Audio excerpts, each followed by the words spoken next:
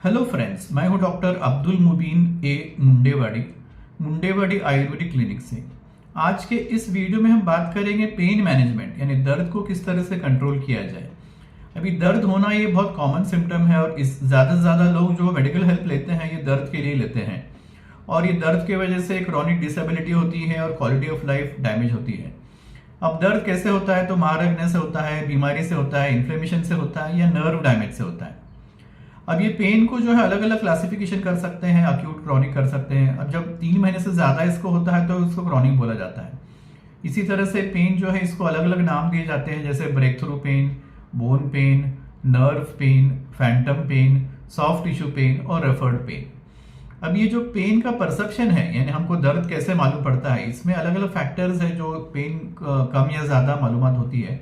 तो ये किन चीज़ों पे निर्भर है तो एक इंसान के जेनेटिक्स पे, उसकी पर्सनालिटी पे, उसका इमोशनल बिल्डअप कैसा है इसके ऊपर है, उसकी लाइफस्टाइल कैसी है और उसका पास्ट एक्सपीरियंस पेन का है इसके ऊपर डिपेंड करता है। ये सब चीज़ों पे डिपेंड करता है। अभी दर्द के लिए जो हम लोग नॉर्मली दर्द निवारक दवाई लेते हैं ये सब कम किए जा सकते हैं। कैसे कम कर सकते हैं तो अलग अलग चीज़ें इसमें क्या यूज़ कर सकते हैं तो relaxation, meditation, deep breathing, music therapy, योगासन, ताई ची, पॉजिटिव थिंकिंग और माइंड बॉडी टेक्निक्स। अब ये माइंड बॉडी टेक्निक्स के अंदर क्या है कि रिलैक्सेशन के साथ साथ इमेजरी और बायो फीडबैक भी यूज करते हैं।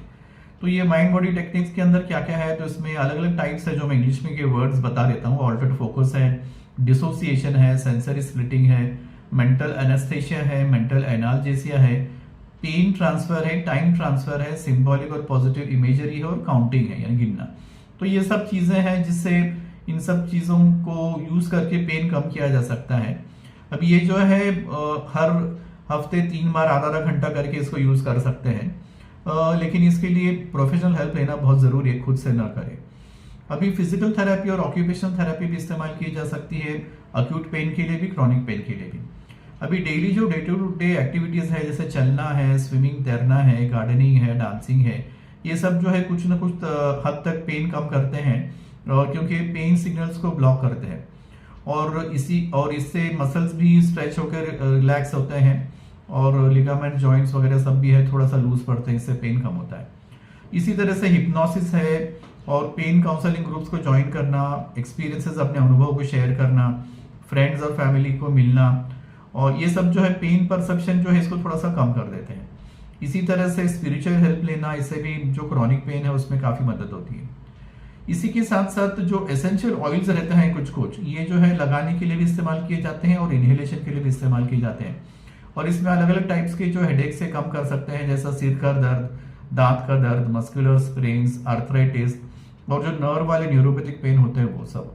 तो ये जो एसेंशियल ऑयल्स में कौन कौन से हैं तो lavender, rosemary, peppermint, eucalyptus, cloves और कैप्सिकम, ये अलग अलग टाइप्स हैं। इनके ऑयल्स को अक्सर डाइल्यूट करके इस्तेमाल किया जाता है। इसके अलावा जो अदरक है और हल्दी है पाउडर, इनको यूज कर सकते हैं लगाने के लिए भी, लेप के जैसा, या फिर खाने के लिए भी, अक्सर दूध में या कुछ चाय में वगैरह डाल के ले सकते हैं। इसी तरह से फिश ऑयल जो है ये भी ओरली ले सकते हैं और इससे पेन जो है खास करके क्रॉनिक पेन कंट्रोल कर सकते हैं। अभी जो एक मसाज जो है टेक्निक वो भी यूज कर सकते हैं, इससे मसल्स, लिगामेंट्स, टेंडन्स और जॉइंट्स और जो है ये रिलैक्स होते हैं और इन्फ्लेमेशन कम होता है। इसी तरह से गर्म और ठंडे का इस्तेमाल करना, बर्फ लगाना या गर्म से सेकना, ये भी दर्द को कम करते हैं। ये अक्सर फर्स्ट 48-72 आवर्स में ठंडा यूज करते हैं, बर्फ लगाना जैसा यूज करते हैं। उसके बाद हीट थेरेपी यानी सेकना, गर्म सेकना जो इसको इस्तेमाल करते हैं। दोनों भी जो है 20 से 30 मिनट तक कर सकते हैं, दिन में 2 या 3 बार। अभी इसके अलावा कुछ और टेक्निक्स हैं, जैसे न्यूरो स्टिमुलेशन कर सकते हैं पेन कंट्रोल करने के लिए।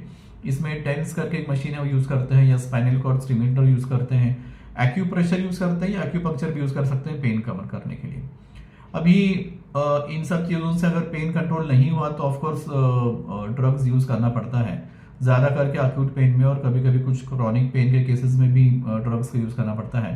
तो ये ड्रग्स कौन कौन से हैं तो non steroid anti inflammatory drugs, muscle relaxants, analgesics, anti depressants और न्यूरोमॉड्यूलेटर्स। अभी इसके अंदर जो सबसे कॉमन है वो है पैरासिटामोल, एस्पिरिन, ब्रूफेन एक्सेट्रा। अब ये जो सब है ये प्रोफेशनल एडवाइस लेकर इस्तेमाल करें, खुद अपने सेल्फ मेडिकेशन ना करें।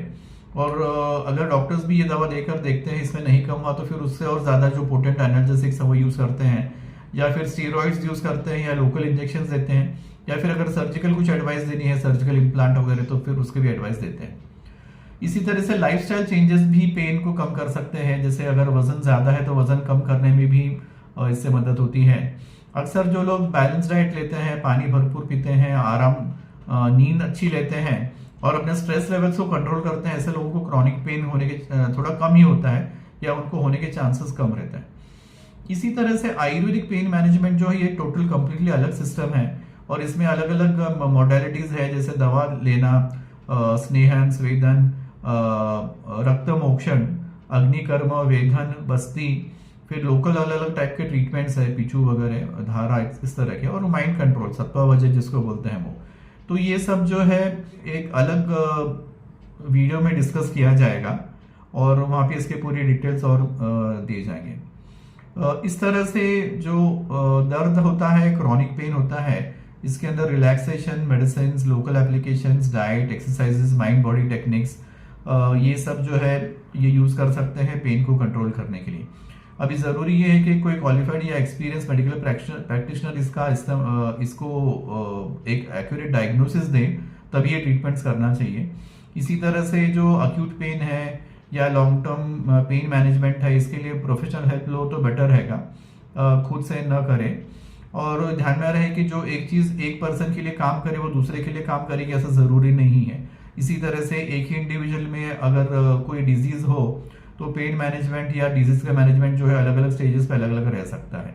लेकिन इतना एक एस्टेब्लिश फैक्ट है कि अगर एक इफेक्टिव पेन मैनेजमेंट का प्रोग्राम बनाया जाए और उसको रेगुलरली फॉलो किया जाए तो इससे दर्द जो है अच्छे से कंट्रोल कर सकते हैं, ट्रीट कर सकते हैं। तो फ्रेंड्स, ये एक शॉर्ट डिस्क्रिप्शन हुआ पेन मैनेजमेंट का। मिलते हैं अगले वीडियो में। Good bye.